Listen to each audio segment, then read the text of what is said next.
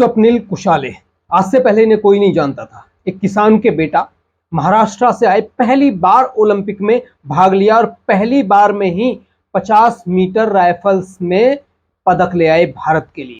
दोस्तों, स्वप्निल की जो स्टोरी है वो किसी फिल्मी स्टोरी से कम नहीं है।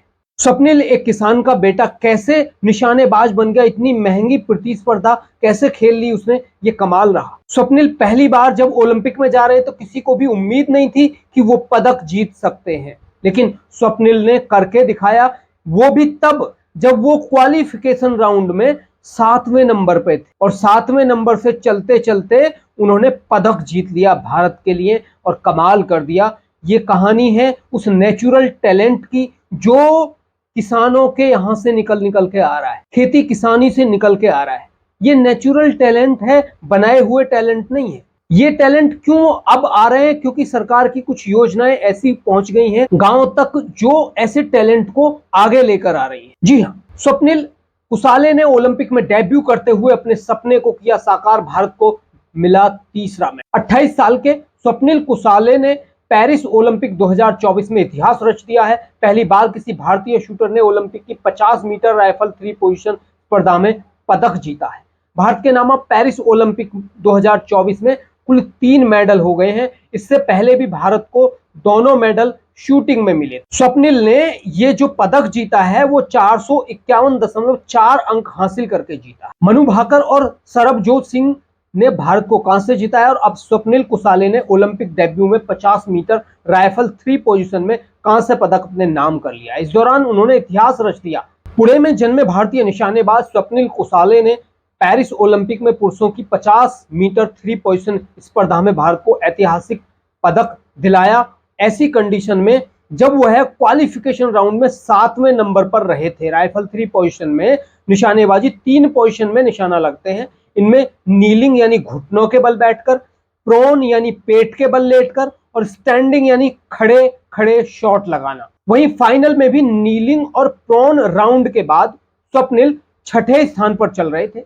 स्टैंडिंग पोजीशन में उन्होंने जबरदस्त वापसी की और अपने पहले ही ओलंपिक में भारत को पदक दिला दिया। 6 अगस्त 1995 को पुणे में जन्मे स्वप्निल कुशाले कृषि पृष्ठभूमि से आते हैं। स्वप्निल ने शूटिंग में अपनी यात्रा 2009 में शुरू की, जब उनके माता पिता ने उन्हें महाराष्ट्र के कीड़ा प्रबोधिनी में दाखिला दिलाया, जो एक प्राथमिक खेल कार्यक्रम। 1 साल के गहन प्रशिक्षण के बाद स्वप्निल ने अपने खेल कैरियर के रूप में शूटिंग को चुना। उनके समर्पण और प्रतिभा को जल्द ही पहचान लिया गया और 2013 में उन्हें लक्ष्य स्पोर्ट्स से प्रायोजक मिल गया। शूटिंग की दुनिया में कुशाले की उपलब्धि उल्लेखनीय है। उन्होंने कुवैत में 50 एशियाई शूटिंग चैंपियनशिप में 3 मीटर राइफल प्रोन 2015 स्पर्धा में स्वर्ण पदक जीता था। इसके अलावा उन्होंने गगन नारंग और चैन सिंह जैसे प्रसिद्ध निशानेबाज को पीछे छोड़ते हुए तुगलकाबाद में 59वीं राष्ट्रीय शूटिंग चैंपियनशिप जीती थी।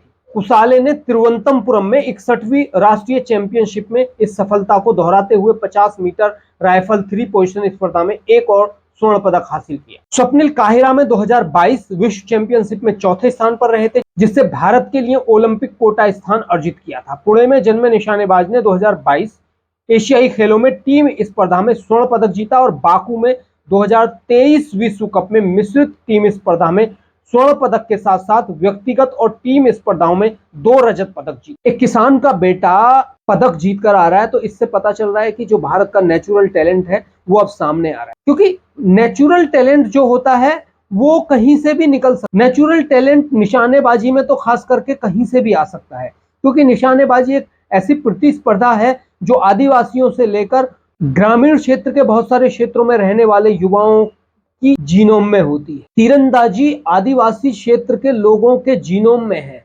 वो लड़कियां कमाल करती हैं। दीपिका कुमारी को आप सब जानते हैं, अभी वो पदक नहीं जीत पाई, उनकी अभी प्रतिस्पर्धा में है वो, लेकिन वो नेचुरल लोग हैं, नेचुरल टैलेंट है वो उनके अंदर।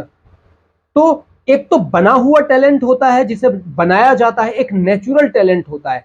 तो बनाने वाला जो टैलेंट होता है जिसे निखारा जाता है, बार बार निखारा जाता है मेहनत करके, तो वो एक अलग टैलेंट होता है, वो भी प्रतिस्पर्धाओं में पदक जीत कर लाता है। लेकिन दोस्तों, एक नेचुरल टैलेंट होता है जिसे निखारने की जरूरत नहीं होती, बस उसको तराशना होता है।